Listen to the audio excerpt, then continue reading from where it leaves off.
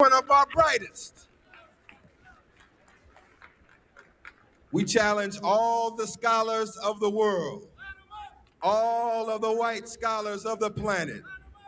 Get them all, bring them all. And we'll take these four brothers with Steve Coakley, we'll take 5 of our best, and we'll take on all of the scholars that you have, and you will be defeated. So let's receive the chairman of the Black Studies Department of the City College of the City University of New York. It's New York in the house. It's New York in the house. When New York goes, the whole country's gonna go, because New York is the heartbeat of Black America. And this man has withstood the attacks of our enemy. As a matter of fact, he got them for a $400,000 lawsuit as they tried to unjustly put him out of his chairman department. Now they had to pay him and reinstate him. Why? Because Dr. Leonard Jeffries stands on the truth. He's a soldier, he's a warrior. Let us receive our brother, our big brother, Dr. Leonard Jeffries.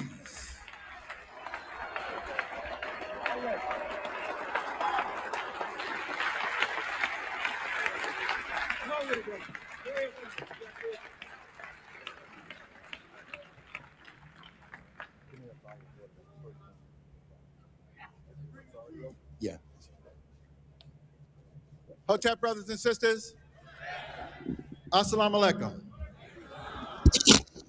It is indeed a pleasure to have flown all across the country. I left California this morning, landed at Dulles at 4 o'clock because I knew this would be a historic event. So I'm glad to see all of you here. Let's give a special acknowledgement for the brothers and sisters who worked so hard to make this a success, led by Brother Malik.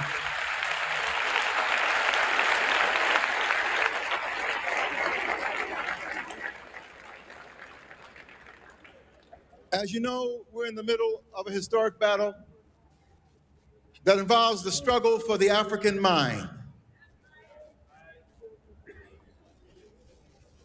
At the turn of the last century, W.E.B. Du Bois said the struggle of the 20th century was going to be the color line.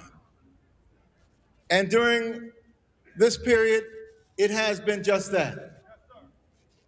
Our scholars, our leaders, our concerned and committed individuals have been now telling us as we march into the 21st century that the problem of the 21st century is going to be the African mind. Now that needs to be understood in terms of a double entente, a double meaning. The African mind in terms of our thinking, our intellectual abilities, and the African mind, M-I-N-E, in terms of what is located in Mother Africa. The world is organizing itself for an enormous struggle, and the key to that struggle of a so-called new order is who controls the African thinking, the African mind, and who controls the African mind, M-I-N-E, because as quiet as it's kept, high technology developed by Europeans and maintained by Asians and necessary for the 21st century has to have the mineral wealth of Africa in order for it to be successful. There are minerals in Africa that exist only in Africa and not in any other part of the world. So you have to understand the process of African Holocaust and genocide that was initiated 500 years ago continues. And that's why it's so important for our brothers and sisters to bring us together here to lay these things out. But of course, as we lay these things out, there's an enormous difficulty because the fear factor is abound. People who want to control the African mind, body, and spirit are operating under this enormous fear factor. And that's what the attack is all about on the individuals who've raised up and raised this truth about our people. You attack Jeffries, you attack Khalid Muhammad, you attack Brother Coakley, you attack Brother Tony Martin, and a host of others. Not to instill fear in us, because as quiet as it's kept, we are fearless. We are fearless. We are prepared to give our all for our people. But the fear factor is put in place to instill fear in you, to instill fear in our young people who have to be prepared in a special way so they can be strong for the 21st century, to instill fear in our leadership. We've got to begin to understand that. And that's one of the major techniques of the system of white supremacy. So I'm very glad that we're here to support the brothers and sisters who called for Howard University to be a great institution. A university is supposed to be a place where the truth, issues, and concerns can be discussed. But as we've seen with the attacks, they try to close down the universities, and that is an attempt to close down your mind. And you have to understand how significant that is. But you've got to be strong. You've got to find the courage. You've got to tap into your African spirituality. Frederick Douglass said, having fought his way out of enslavement, having beat back his slave masters, if there is no struggle, there is no progress. Let me say it again. Frederick Douglass left us with these important words, which we need to digest and make a part of our being. If there is no struggle, there is no progress. Those who profess to favor freedom, yet deprecate agitation, are men who want the crops without plowing up the ground. They want the rain without the thunder and lightning. They want the ocean without the awful roar of its many waters. Power concedes nothing without a demand. It never did, it never will. Find out just what any people will quietly submit to, and you have found out the exact measure of injustice which will be imposed upon them, and these will continue until they are resisted with either words or blows or both. The limits of tyrants are prescribed by the endurance of those whom they oppress. If you accept your oppression, it will continue. So clearly the words of Frederick Douglass needs to be in our hearts, and we're in the city where Frederick Douglass' spirit was. We're standing in the shadow of the Lincoln Memorial. But if we want an emancipator, we need to look among our people. We need to look to the Frederick Douglass, the Harriet Tubmans, your great-grandparents and mine, who fought for liberty and liberation in this land. Another of our great speakers and thinkers and spirits, El-Hajj Malik El-Shabazz.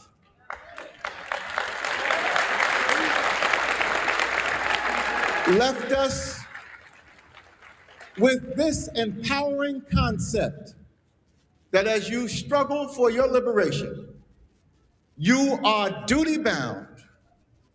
God forces you, Allah commands that you liberate yourself by any means necessary.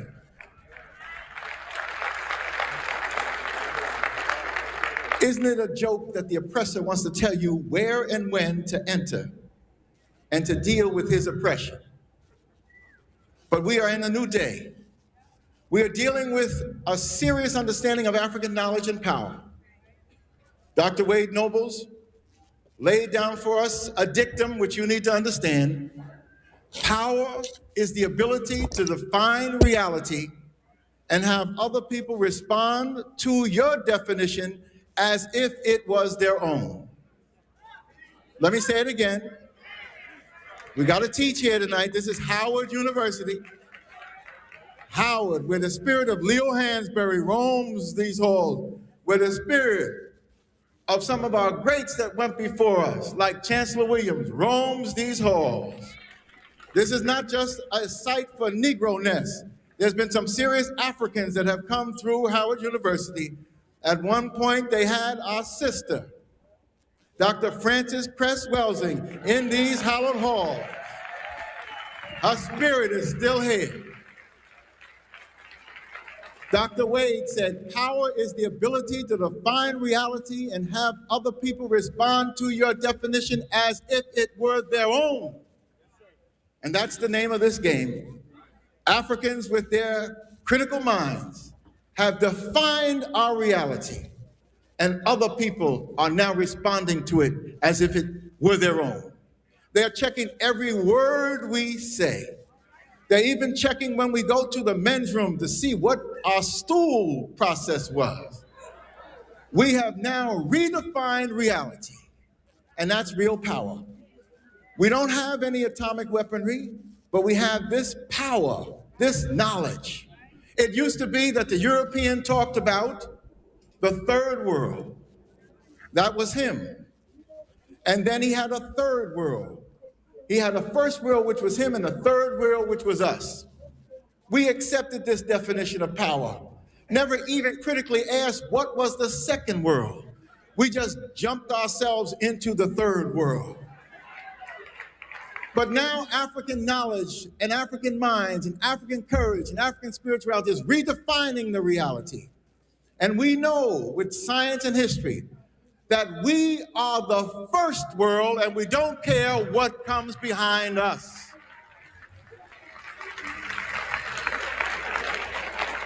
And as we define the first world with the scientific knowledge and understanding that is available to us, we're talking about Africa, the mother of culture and civilization. Africa, the birthplace of humanity.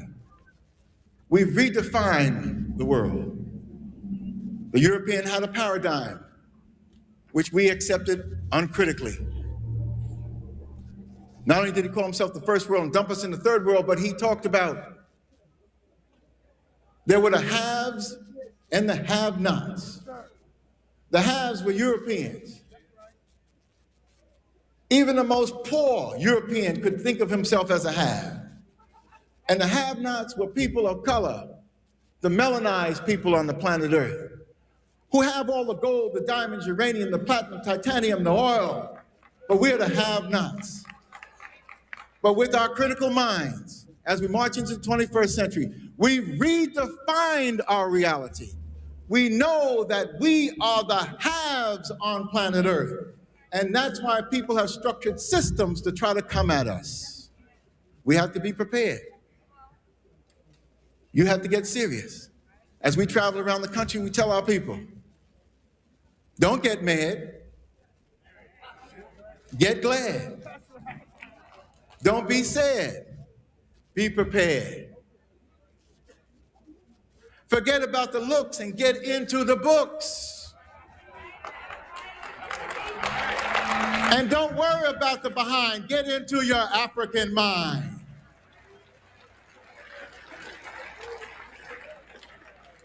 It's time for us to take upon ourselves this sacred responsibility because we have to prepare for the future. One of our great young warriors, the Malcolm X of his generation in Southern Africa, Steve Biko.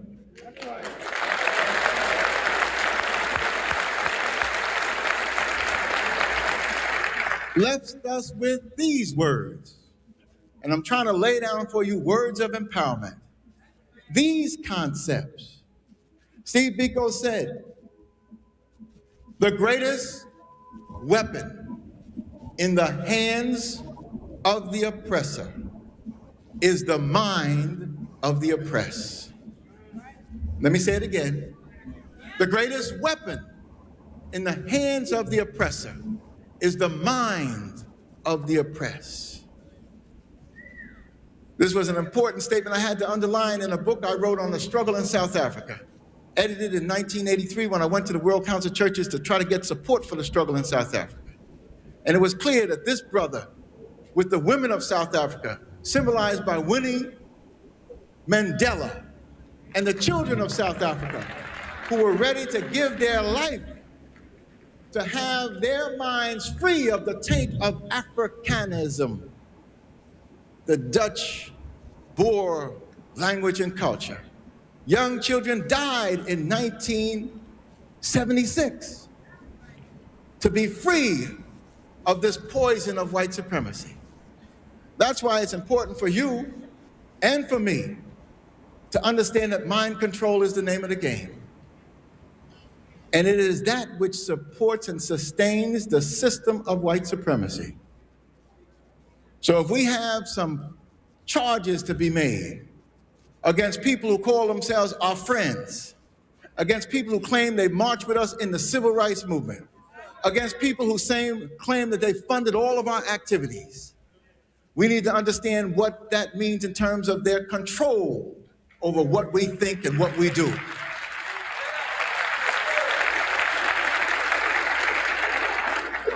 It's a new day, and we're arming ourselves to destroy this mind control that has been imposed upon us. Mind control that has been institutionalized in the culture of this nation and around the Western world, and as quiet as it's kept the African world. It's in the Caribbean where our people are. It's in Brazil where our people are. In South America, Guyana where our people are. It's in Africa. European mind control. And that's why we've been struggling in the educational arena for a curriculum of liberation that deals with our truth. And that's why they've been coming at us. But we have to live by the truth. We can't live a lie. We have to live by the truth, and we have to be prepared to fight to support that truth. We have to be prepared to give our lives for that truth, because that's why we're here. We have to understand that on the shoulders of people who gave their lives, we've been able to make it through to today.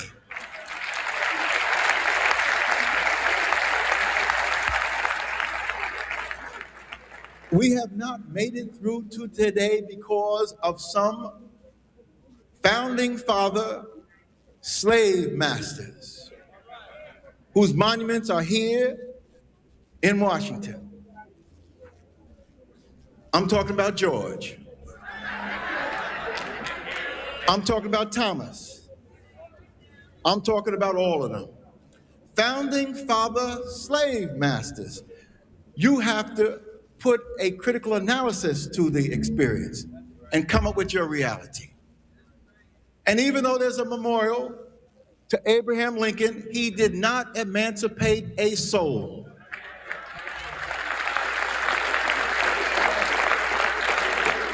If you want a white emancipator, find Charles Sumner's spirit and link up with that senator who was prepared to give his life and was caned down on the floor of the Senate because he was raising questions of our interests. Find the Congressman Thaddeus Stevens. If you need a white man, find someone who was prepared to stand up for us.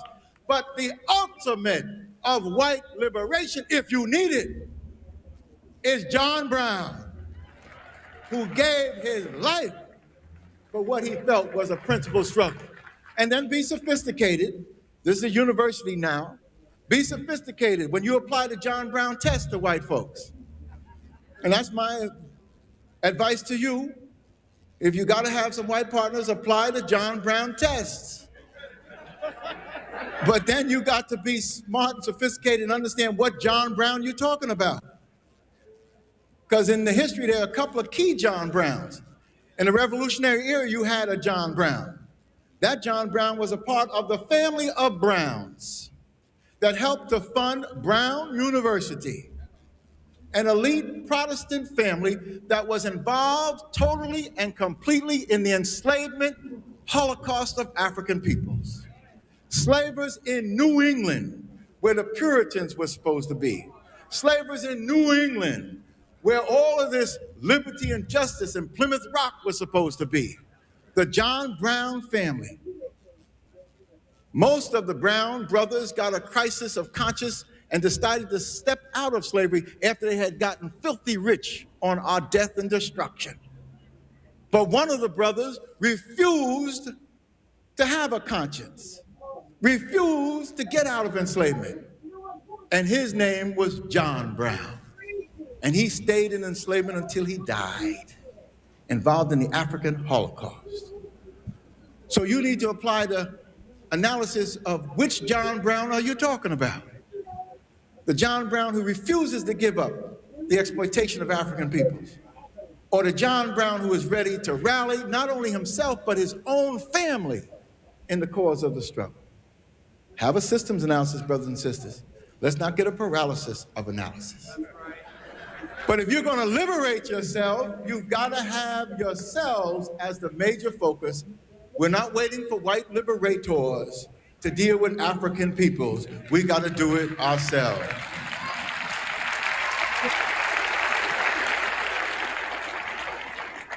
So remember, as Brother Steve laid down, the greatest weapon in the hands of the oppressor is the minds of the oppressed. So we've got to free our African minds. And there is a process of freedom that we've tapped into. That's why these brothers and sisters are so strong that you've seen around the country. It's a new day. That's right. We've tapped into the power of this struggle and legacy our people have laid down for us. Even when we use their institutions to struggle against them, we've tapped into this power. I declared a couple years ago at an honors convocation at the City College that I was bringing the most important and significant lawsuit in the history of the American Academy against the violation of my First Amendment rights. We promised it in '92. By '93, we had the team of lawyers that was in the courtroom of the federal court in New York, laying down as best African lawyers could the case for our freedom. These lawyers were so brilliant, the males and the females. They've changed the image of Africans struggling for their liberation. That trial was on court TV, and 20 to 30 million people saw it around the country, the Caribbean, and in Europe. And they saw the African mind and spirit at work. But they saw the system of white supremacy at work, trying to drag us down, trying to deny us rights that we fought for and died for in this nation to make real for all peoples. So that struggle continues. And even though Dr. J was on the cover of Emerge magazine, the brothers that have taken over Emerge, the new team of people, try to make up for that attack on us 2 years ago that included an attack on Francis Cress Welsing. So the March issue had Dr. J on the cover, entitled Dr. Jeffrey's Revenge, and that he is $400,000 richer. They miscalculated. We are millions of dollars richer because the level of this struggle that I have been exposed to and seeing our young people around the country stand up, and seeing our young people in the Caribbean stand up, and I'm seeing our young people in Brazil stand up, and seeing our young people in England stand up, and seeing our young people in Africa stand up. That's a multi-billion-dollar award that I've received.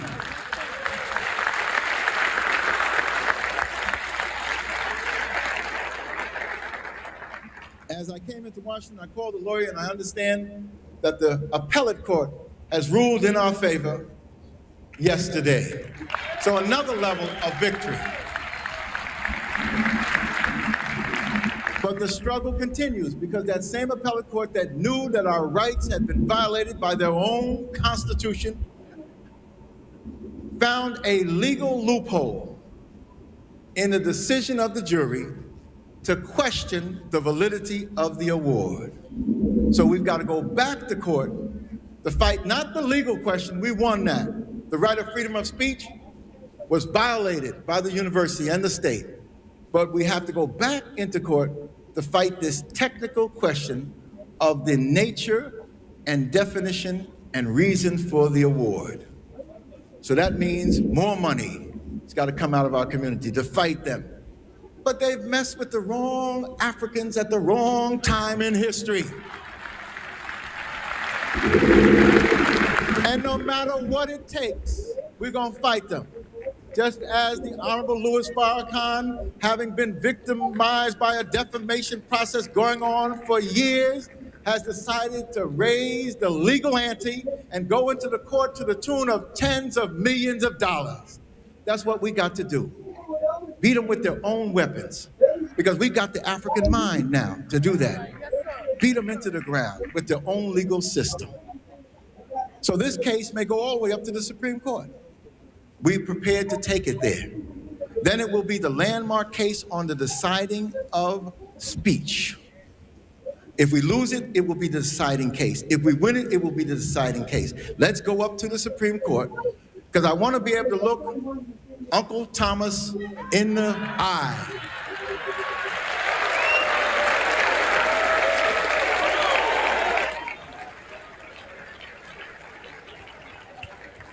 I want to be able to see whether someone could sit in the seat of Thurgood Marshall, whether someone could understand the legal legacy of a Houston.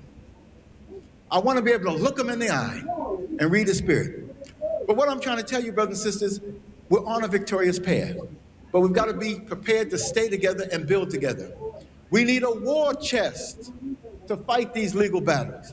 We need a war chest to put together our economic endeavors. We need a war chest to build the academic, school, educational institutions that we need. We need to find the economic means to pool our resources together to make a difference. And we can do it. $300 to $400 billion is earned by African peoples on the legal market. I don't know what is earned on the illegal market, but we got $500 billion in our hands. And as the Reverend Adam Clayton Powell said, what's in your hands, black man and black woman? Power, if you know how to use it. But if you don't use it, other people will be there to use it. Other people are coming into your communities, continuing the Holocaust of devastation and destruction and death. Other people are coming in, still taking your economic capability from your hands, still taking your educational capability from your hands, still taking your cultural capability from your hands, still exploiting your music, still miseducating in your schools, and still controlling your economic sustenance. And it doesn't make any difference who they are. We can call the names. Everybody knows, but it's the system of white supremacy that has designed this process of African powerlessness and impoverishment internationally. So as we go forth, brothers and sisters, we need a systems analysis, which I want to be able to get into. But as you know, I operate in a deep African tradition. They've made me a chief in Ghana among the Ashanti people.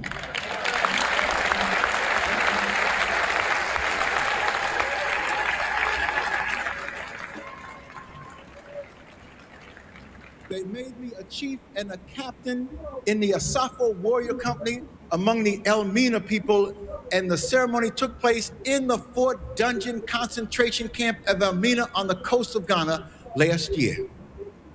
So you know I can't do anything without acknowledging that which went before me. I can't do anything without acknowledging the 100, 200 plus million African souls lost in our Holocaust of enslavement. And because many of us have Native American background, Native American blood, Native American spirit, and mine is just across the river in Virginia, the Powhatan Indians from my mother's family. I stand here before you speaking not only for the hundreds of millions of Africans lost in that system of death and destruction called the African Holocaust, but the 50, the 60, the 100 million Native Americans lost in the Holocaust.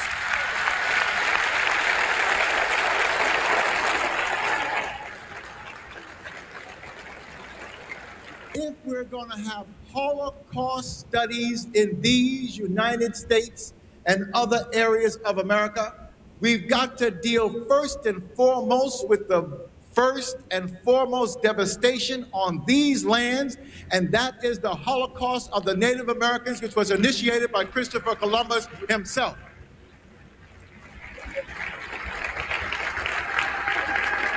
And if we're going to have Holocaust studies in these United States, then the most devastating Holocaust ever conceived in the mind of humanity has to be a part of that process, and that's the African Holocaust of enslavement imposed in these United States, the islands of the Caribbean, and in South America.